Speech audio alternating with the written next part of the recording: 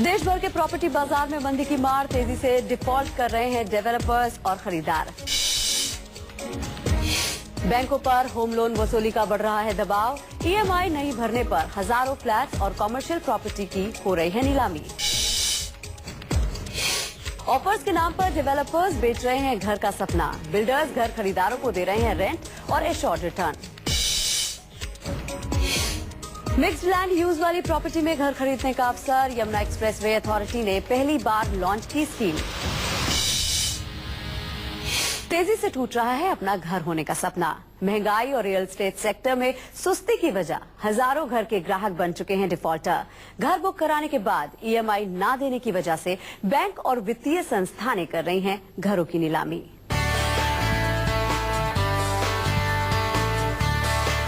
Property बाजार में छाई सुस्ती ने घर बुक करा चुके लोगों की नींदें उड़ा दी हैं। आय में बढ़ोतरी न होने और लगातार महंगी होती जा रही ईएमआई के चक्कर में तेजी से घर के खरीदार बन रहे हैं डिफॉल्टर। ऐसे में बैंक अपने लोन की उगाही के लिए घरों की ही कर रही है नीलामी। कि आज की डेट में जब हमारी इकोनॉमी एक फ्री इकोनॉमी की तरह काम कर रही है, जब भी इकोनॉमिक कंडीशन टाइट होती हैं, कुछ लोग अपनी जॉब्स लॉस हो जाता है जिनका, या जो जिस लेवल के वो कैपेबल है उससे कम लेवल पे वो काम कर रहे हैं, तो उससे उनके इनकम लेवल्स के ऊपर फर्क पड़ता है। और जब किसी की इनकम लेवल पे फर्क पड़ता है तो हो सकता है वो अपने ईएमआई टाइमली ना दे पा रहा हो, जिसकी वजह से डिफॉल्ट होते हैं। NPSSource.com के मुताबिक देश में फिलहाल 7700 करोड़ रुपए के कमर्शियल और रेसिडेंशियल प्रॉपर्टी की नीलामी होने वाली है, जिसमें 2200 यूनिट कमर्शियल सेक्टर से हैं, जबकि 11000 यूनिट रेसिडेंशियल सेक्टर से हैं। ये यूनिट्स बैंक और वित्तीय संस्थानों के नॉन परफॉर्मिंग एसेट्स यानी एनपीए में शुमार हो चुके हैं। महंगाई इतनी हो गई है कि कुछ आम आदमी उसमें ईएमआई नहीं दे पा रहा है, जिसकी वजह से वो डिफॉल्ट कर रहा है और वो अपनी इंस्टॉलमेंट पूरी तरह भर नहीं पा रहा है। फिर बिल्डर को भी बहाना मिल जाता है किस तरह मैं इसको पुराने रेट वाले बुकिंग को कैंसिल करके नए रेट पे लाऊं ताकि उसका प्रॉफिट बिल्डर के अकाउंट में आए। आरबीआई की फाइनेंशियल स्टेबिलिटी रिपोर्ट के मुताबिक सितंबर 2012 तक भारत के फाइनेंशियल सेक्टर में नॉन परफॉर्मिंग एसेट्स बढ़कर 4.6% यानी 2,29,000 करोड़ रुपए तक पहुंच जाएगा, जो कि सितंबर 2013 में 4.2% यानी करीब 1,67,000 करोड़ रुपए थी। साल 2012-2013 में रियल एस्टेट सेक्टर में फंडिंग 17.3% बढ़कर 9.33 लाख करोड़ रुपए तक पहुंच चुकी है। डिफॉल्टरों में बहुत कम एंड यूजर्स का नाम आता है। ज्यादातर निवेशक ही डिफॉल्टर बन रहे हैं, क्योंकि पिछले कई सालों में निवेशकों को फ्लैट बुक कराकर पैसे कमाने की आदत लग चुकी थी। लेकिन सुस्ती के इस दौर में अब निवेशकों को महंगे घर का खरीदार ढूंढने पर भी नहीं मिल पा रहा है और ऐसे निवेशक तेजी से डिफॉल्ट कर रहे हैं और उनके फ्लैट्स की नीलामी हो रही है। राजीव रंजन, दिल्ली, न्यूज़ 24। प्रॉपर्टी बाजार में किसी एक क्षेत्र या शहर में सुस्ती नहीं है, ये सुस्ती पूरे देश भर में फैली हुई है। फर्क सिर्फ इतना है कि कहीं ज्यादा मंदी है तो कहीं कम। ऐसे में डेवलपर्स तरह तरह के ऑफर्स के जरिए ग्राहकों को फंसाने में लगे हुए हैं।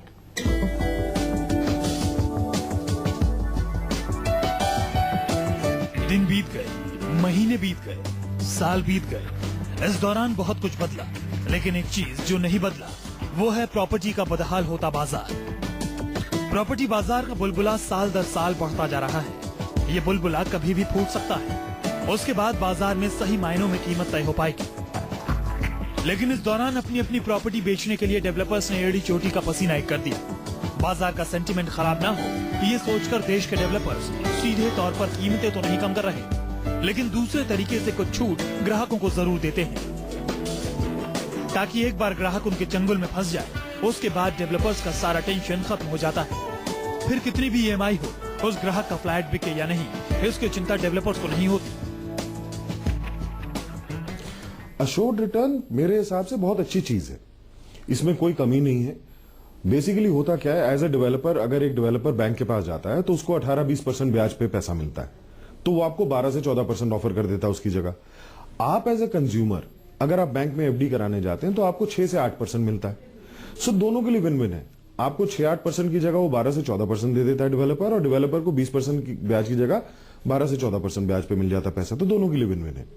लेकिन इसमें यह देखना बड़ा जरूरी है कि ब्रांड स्ट्रांग होना चाहिए। कल को ये ना हो कि कोई छोटा मोटा डेवलपर हो, फ्लाई बाय नाइट ऑपरेटर हो, वो रात को गायब 3 महीने रिटर्न दे, आगे रिटर्न ना दे पाए। मुंबई के कुछ डेवलपर्स ग्राहकों को फंसाने के लिए रेंट का भी ऑफर कर रहे हैं। मुंबई के रुस्तम जी बिल्डर्स 2 BHK फ्लैट बुक कराने वालों को 18,000 रूपए तक का रेंट 2 साल तक भरने की गारंटी दे रहे हैं। साथ ही 3 BHK फ्लैट बुक कराने पर 25,000 रूपए प्रति महीने रेंट का वादा कर रहे हैं। ठीक ऐसे ही नोएडा के कुछ डेवलपर्स इन्वेस्टमेंट की गई रकम पर 12% रिटर्न की गारंटी दे रहे हैं। लेकिन इस आश्वासन और गारंटी स्कीम्स को लेने से पहले ग्राहकों को सोचने की जरूरत है। जानकारों का कहना है कि ऑफर्स और छूट की बजाय निवेशकों को एंड यूजर्स को प्रॉपर्टी की कीमतें तय करना चाहिए। लेकिन ये देखने वाली बात होगी कि डेवलपर्स कब कीमतें घटाने को राजी होते हैं, क्योंकि जिस गति से पिछले 3 से 4 सालों में कंस्ट्रक्शन हुआ है, उस गति से उनकी बुकिंग नहीं हो पा रही। ऐसे में देश भर में डेवलपर्स के लाखों फ्लैट्स धूल फाक रहे हैं। ऐसे में कीमतों को रोके रहने की अंतिम सीमा पर डेवलपर्स खड़े हैं, यानी प्रॉपर्टी का बुलबुला काफी बड़ा हो चुका है और ये कभी भी फूट सकता है। राजीव रंजन, दिल्ली, न्यूज़ 24। और अब शुरू करते हैं सवाल जवाब का सिलसिला और आपके सवालों का जवाब देने के लिए हमारे साथ जुड़ चुके हैं property expert Lalit Tekchandani ji. Lalit ji, बहुत बहुत स्वागत है प्रॉपर्टी 24 में। सबसे पहला सवाल हमसे पूछ रहे हैं अमित शर्मा है दिल्ली से। जी, क्या जानना चाहते हैं अमित आप? मैं एनसीआर में एक प्रॉपर्टी सर्च कर रहा हूँ। मेरा बजट 18 से 20 लाख रुपए का है एंड 2-3 साल बाद मुझे अच्छा रिटर्न मिले, और मुझे किस बिल्डर के साथ जाना चाहिए आपके अकॉर्डिंग? देखिए अमित जी, ये जो आपका जो होराइजन है, जो 2-3 साल का होराइजन है, ये काफी अप्रोप्रिएट होराइजन है। हालांकि अनफॉर्चुनेटली अभी ऐसी सप्लाई मार्केट में है नहीं, और जो भी सप्लाई है वो बहुत लिमिटेड सप्लाई है। और सप्लाई अगर इसमें हम बात करें तो सप्लाई ऐसी नहीं कि आपको 2 BHK या 3 BHK 15 से 20 लाख के ब्रैकेट में मिल जाएगा। कहीं ना कहीं एरिया में, स्क्वायर फुटेज में कोई ना कोई कॉम्प्रोमाइज होगी। स्टूडियो अपार्टमेंट्स काफी मार्केट में अभी लॉन्च होने वाले हैं, तो ये ऑप्शंस हैं। और दूसरा जो आप बात कर रहे हैं कि एनसीआर में कहां पे आपको लेना चाहिए, तो आपके पास जो एरियाज बचते हैं, नोएडा एक्सटेंशन, गाजियाबाद, राजनगर एक्सटेंशन, क्योंकि यहीं पे आपको इस बजट की हाउसिंग मिल सकती है। अगर आप कहें कि गुड़गांव में आपको ऐसी हाउसिंग मिले तो वो पॉसिबल नहीं है, क्योंकि वहां पे लैंड रेट्स ही काफी हाई हैं। तो जो आपके ऑप्शंस आपके सामने आते हैं वो राजनगर एक्सटेंशन, गाजियाबाद, नोएडा एक्सटेंशन। लेकिन आप कोई भी अगर बिल्डर की अगर आप प्रोजेक्ट में इन्वेस्ट कर रहे हैं तो उसकी जांच पड़ताल एक ड्यू डिलिजेंस होती है, बिल्डर के पास रिकॉर्ड क्या रहा है, क्या प्रोजेक्ट्स रहे हैं, तो थोड़ा सा उस पर आप जरूर ध्यान दीजिएगा। अगला सवाल हमसे पूछ रही है शानू सिंह है पुणे से। क्या जानना चाहती हैं शानू आप? मेरा गुड़गांव सेक्टर 92 में 3 BHK फ्लैट है। अभी हाल ही में मेरा ट्रांसफर दिल्ली हुआ है, इसीलिए मैं उस फ्लैट को बेचने की सोच रही हूँ। अभी फिलहाल में क्या रेट मिल जाएगा? ये आपका क्वेश्चन में ही आपका आंसर है। जो आप रिटर्न की बात कर रहे हैं, तो मेरे हिसाब से आपने जरूर वहां पे मार्केट इवैल्यूएट किया होगा कि आपने किस प्राइस पे वहां पे एंट्री की थी और आज की डेट में क्या प्राइस है, और 100% आपको कुछ ना कुछ उसमें एप्रिसिएशन मिली होगी। लेकिन अगर आप बेचने की बात कर रहे हैं, अगर आपको जरूरत नहीं है या कोई डिस्ट्रेस वाली सिचुएशन नहीं है, तो मेरे हिसाब से इस साल को आप ये पूरा जो 2014 है, एटलीस्ट ये साल उसको होल्ड करके चलिए, बिकॉज अभी मार्केट ऑलरेडी स्लम्प है। हालांकि अगर मैं गुड़गांव की बात करूं तो गुड़गांव में ऐसा अभी कोई इंडिकेशंस आए नहीं है मार्केट सॉफ्ट होने के, लेकिन इस साल में, अभी तो साल स्टार्ट ही हुआ है, साल के बीच तक वहां पे एक मार्केट में सॉफ्टनेस जरूर आएगी। आप ये साल जरूर इंतजार करिए, आपको नेक्स्ट ईयर आपको उससे भी जो आपको अप्रिसिएशन अभी मिली है उससे भी आपको अच्छी अप्रिसिएशन मिलने की उम्मीद है। उम्मीद करते हैं आपको अपने सवाल का जवाब मिल गया होगा। अगला सवाल हमसे पूछ रहे हैं आजाद चौधरी हैं जयपुर से। जी, क्या जानना चाहते हैं आजाद आप? अभी भी पुणे शिफ्ट हुआ हूँ, पुणे की प्रॉपर्टी में इन्वेस्टमेंट करना चाहता हूँ। बजट 45 लाख रुपए है, तो इस बजट में कौन सा बिल्डर और एरिया बेहतर रहेगा? एरिया की प्रायोरिटी एक इंडिविजुअल की प्रायोरिटी होती है कि आपको फैमिली देखनी है, आपको आसपास का इंफ्रास्ट्रक्चर देखना है, स्कूल, कॉलेजेस, हॉस्पिटल। तो एरिया पॉइंट ऑफ व्यू से ये आपकी एक पर्सनल कॉल रहेगी। लेकिन पुणे के आउटस्कर्ट्स में काफी डेवलपमेंट आ रही है, जो कि आपका ये बजट है 45 लाख का, काफी एक अच्छा बजट है, और उसमें आपको जरूर कोई ना कोई हाउसिंग, अच्छी हाउसिंग मिल सकती है। लेकिन अगर आप इन्वेस्टमेंट पॉइंट ऑफ व्यू से देख रहे हैं या खुद के रहने के पॉइंट ऑफ व्यू से भी देख रहे हैं, जो कि लेटर ऑन एप्रिसिएशन में तब्दील करता है, तो आप वो एरियाज देखिए जहां पे IT, ITS का थोड़ा सा चलन है। बिकॉज क्या हुआ कि पुणे का मार्केट एक ओवररेटेड मार्केट हो गया था, काफी IT, ITS का बूम वहां पे आया, लेकिन एक स्लो डाउन सा आ गया था मार्केट में।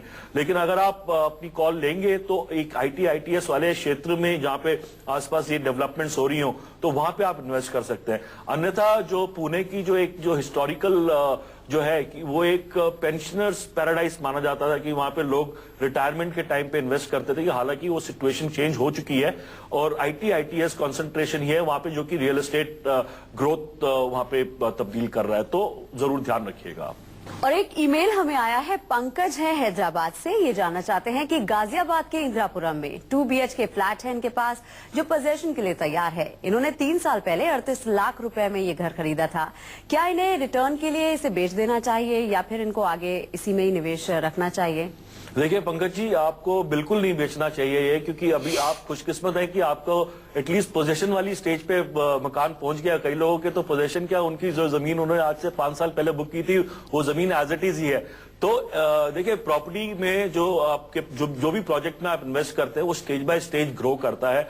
जैसे जैसे स्लैब्स बढ़ती रहती है, आप लोगों की भी पेमेंट जाती रहती है और मार्केट में भी थोड़ा सा उसमें पॉजिटिविटी आती है। पोजीशन के टाइम पे आपको एक अप्रोप्रिएट, जो कि आप एक प्रॉफिट की उम्मीद लगा के चलते हैं इन्वेस्टमेंट में, वो पोजीशन के टाइम पे दिखता है और वो सामने आता है। लेकिन अभी एक ओवरऑल मार्केट में थोड़ी सी एक स्लो डाउन है।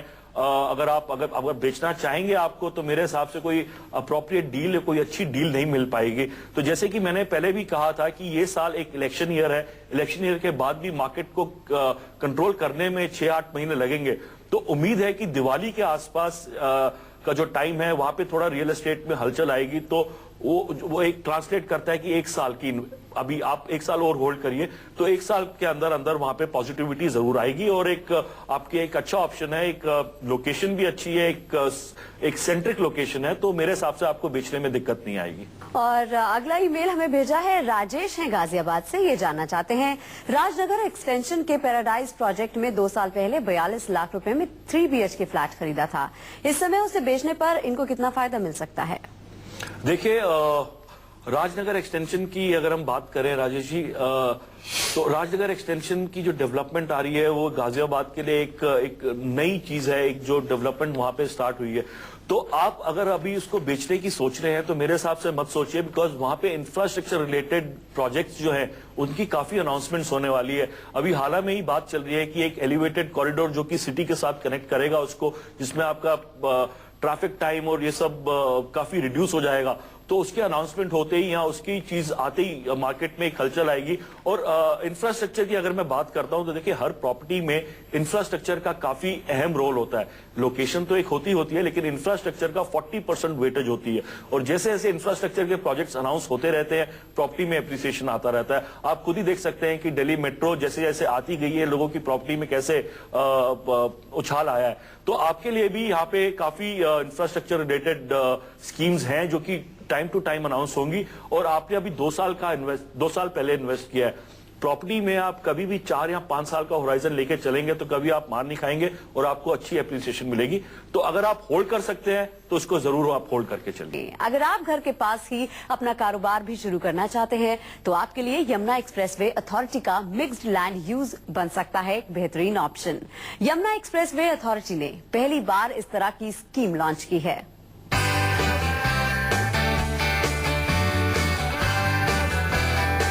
दिल्ली NCR में लाखों लोग अपना आशियाना खरीदने का सपना संजोए हुए हैं, क्योंकि दूसरे शहरों से बड़ी संख्या में लोग काम की तलाश में दिल्ली NCR में आते हैं। लेकिन काम की तलाश खत्म होने के बाद हर इंसान का सपना दिल्ली NCR में ही घर बसाने का होता है। लेकिन हर इंसान चाहता है कि उसका घर ऐसी जगह हो जहां उसे हर तरह की सुविधाएं मिल सके। अगर आप भी दिल्ली NCR में घर बसाने का सपना देख रहे हैं तो यमुना एक्सप्रेसवे अथॉरिटी की मिक्स्ड लैंड यूज स्कीम आपके लिए एक अच्छा ऑप्शन हो सकता है। यमुना एक्सप्रेसवे अथॉरिटी ने ऐसी स्कीम पहली बार लॉन्च की है, जिसके तहत आपको residential, industry, commercial, IT, education आदि सभी सुविधाएं एक ही जगह पर मिल सकेंगी। मिक्स लैंड यूज से लोगों को बहुत सुविधा होगी। लोगों के दफ्तर दूर आने जाने की सारा बचेगा।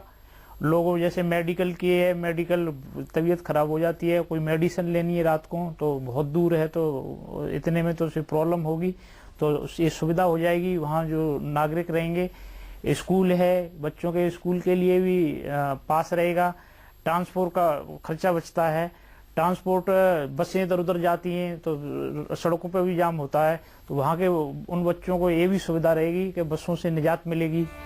मिक्स्ड लैंड पूल के लिए यमुना एक्सप्रेसवे अथॉरिटी ने यमुना एक्सप्रेसवे के किनारे सेक्टर 24 में 250 एकड़ में टाउनशिप बसाया है। जिसमें लोगों को 10 एकड़ से लेकर 25 एकड़ तक के प्लॉट मिलेंगे। स्कीम के तहत ही कोर एक्टिविटी की इजाजत होगी, जिसमें 91% area institute, industry, IT, warehouse, stamp housing, guest house आदि के लिए होगा, जबकि 9% हिस्से में से 1% एरिया कमर्शियल, 3% रेसिडेंशियल और 5% अन्य किसी प्रकार की फैसिलिटी के लिए होगा।